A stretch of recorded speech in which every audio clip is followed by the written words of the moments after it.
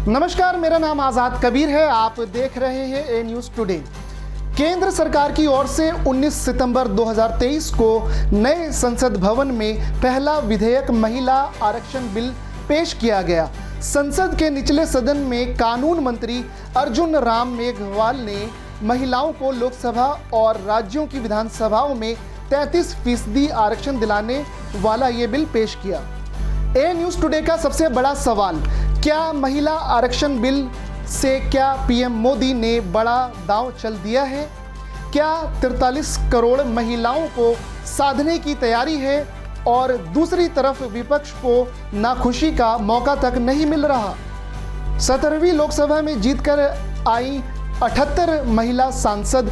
बता दें कि गत लोकसभा चुनाव के समय जो मतदाता सूची जारी हुई थी उसमें महिला वोटरों की संख्या 43.2 करोड़ थी, जबकि 46.8 करोड़ पुरुष मतदाता थे। 17वीं लोकसभा में देश भर से 78 महिला सांसद जीतकर संसद में पहुंची थी। संसद में महिलाओं की उपस्थिति 14.36% है। 2014 के लोकसभा चुनाव में 62 महिलाओं ने जीत दर्ज कराई थी। अगर 1951 की बात करें तो लोकसभा में महिलाओं का प्रतिनिधित्व महज 5% था। साल 2019 में ये प्रतिशत बढ़कर 14 हो गया और कांग्रेस कार्य समिति ने पहले ही यह मांग की थी कि संसद के विशेष सत्र के दौरान महिला आरक्षण विधेयक को पारित किया जाना चाहिए। देश इस संविधान से चलता है और इसका आर्टिकल 82, मनीष तिवारी जी यहाँ बैठे हुए हैं, कल से लगातार वो संविधान संविधान संविधान की बात कर रहे हैं। अभी सोनिया जी ने भी बोलते हुए बातें कही कि अभी क्यों नहीं लागू कर दिया, कब से लागू कर देंगे। ये देश संविधान से चलता है। मैं आर्टिकल 243D और आर्टिकल 243T, जिसके लिए कि उन्होंने बड़ा अपने आप को गौरवान्वित महसूस किया कि हमने पंचायत में जो है महिला रिजर्वेशन लागू किया, बड़ा अच्छा किया। लेकिन ये आर्टिकल में 243D और 243T हमने तो नहीं दिया। आप दोनों को पढ़ लीजिए, 243D और T क्या पंचायत में किस तरह से रिजर्वेशन होगा और म्युनिसिपल कॉर्पोरेशन में किस तरह से रिजर्वेशन होगा। आपने उसके लिए कभी ओबीसी की बात तो नहीं की। यदि इस आर्टिकल में यदि आपने डाला होता ओबीसी की बात तो आप जब करिए बहुत अच्छा, इतने वर्षों से आपको नहीं दिखाई दिया। उसी तरह से 1947 से लेकर 49 तक ये पूरा संविधान सभा चलता रहा। परसों से यही भाषण सुन रहे हैं सर। इस कॉन्स्टिट्यूएंट असेंबली से लेकर 1952 से लेकर आज तक चुनाव हुआ, कभी किसी ने राज्यसभा में रिजर्वेशन की बात नहीं की, विधान परिषद में बात नहीं की। आज भी राज्यसभा में शेड्यूल कास्ट और शेड्यूल ट्राइब को रिजर्वेशन नहीं है।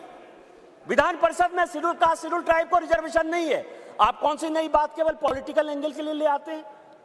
आपने जब नहीं किया, जब तक आज तक जो है भारत के संविधान में यह कहा गया कि राज्यसभा में कोई रिजर्वेशन नहीं होगा, विधान परिषद में कोई रिजर्वेशन नहीं होगा। और जब माननीय प्रधानमंत्री जी और भारतीय जनता पार्टी इस बिल को लाती है तो आप कहते हैं राज्यसभा में रिजर्वेशन नहीं है, विधान परिषद में रिजर्वेशन नहीं है। आप पंचायत में कहिए कि कोई ओबीसी को रिजर्वेशन नहीं होगा, चाहे म्युनिसिपल कॉर्पोरेशन में कोई ओबीसी को रिजर्वेशन नहीं होगा। और आर्टिकल 82 है सर, जो एडजस्टमेंट ऑफ ईच सेंसस की बात कर रही है और सीट बढ़ाने की बात, सब पढ़ लीजिएगा इस आर्टिकल को।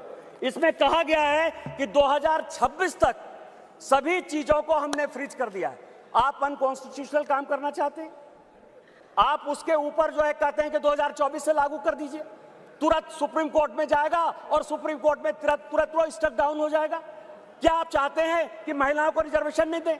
और जिस तरह से आप केवल राजनीति के माध्यम से इस महिला रिजर्वेशन को लॉलीपॉप बनाते रहे, घुमाते रहे, वही भारतीय जनता पार्टी करे। हमारे प्रधानमंत्री जी हैं जो कहते हैं कि जिसकी मैं शुरुआत करता हूं उसका अंत भी करता हूं। यदि ये महिला रिजर्वेशन यहाँ आया है तो महिलाओं को अधिकार मिलेगा, मिलकर रहेगा। दुनिया की कोई ताकत इसको नहीं रोक सकती है। अब हम आपको बताने जा रहे हैं महिला आरक्षण बिल की टाइमलाइन और कब कब इस बिल के रास्ते में आया था रोड़ा, यानी महिला आरक्षण बिल के पास ना होने में रुकावटें कब कब आई थी। 1996 में यूनाइटेड फ्रंट सरकार ने बिल पेश किया था। 1998 में एनडीए सरकार बिल लेकर आई। 1999 में एनडीए सरकार ने दोबारा बिल लेकर के आई। 2003 में फिर से एनडीए सरकार ने बिल पेश किया। 2008 में यूपीए फर्स्ट सरकार ने राज्यसभा में बिल पेश किया। 2009 में बिल पर स्थायी समिति की रिपोर्ट आई। 2010 में राज्यसभा में बिल पास हुआ। 2014 में लोकसभा में बिल पास नहीं हुआ, बिल को निरस्त कर दिया गया। 2023 में एनडीए सरकार ने फिर से बिल पेश किया। ये बात थी महिला आरक्षण बिल की डगर में बाधा की। आइए आगे बढ़ते हैं। महिला आरक्षण बिल पर सियासत तेज हो गई है। महिला आरक्षण बिल पर किसने क्या कहा आपको बताते हैं। डिंपल यादव ने महिला आरक्षण बिल में अल्पसंख्यक महिलाओं को भी आरक्षण देने की मांग रखी। वहीं दूसरी तरफ मायावती ने महिला आरक्षण बिल को मोदी का चुनावी प्रलोभन बताया और चर्चा के दौरान सोनिया गांधी ने कहा कि कांग्रेस इसका समर्थन करती है, लेकिन उन्होंने साथ ही जातिगत जनगणना की मांग भी रखी। ब्यूरो रिपोर्ट, ए न्यूज़ टुडे।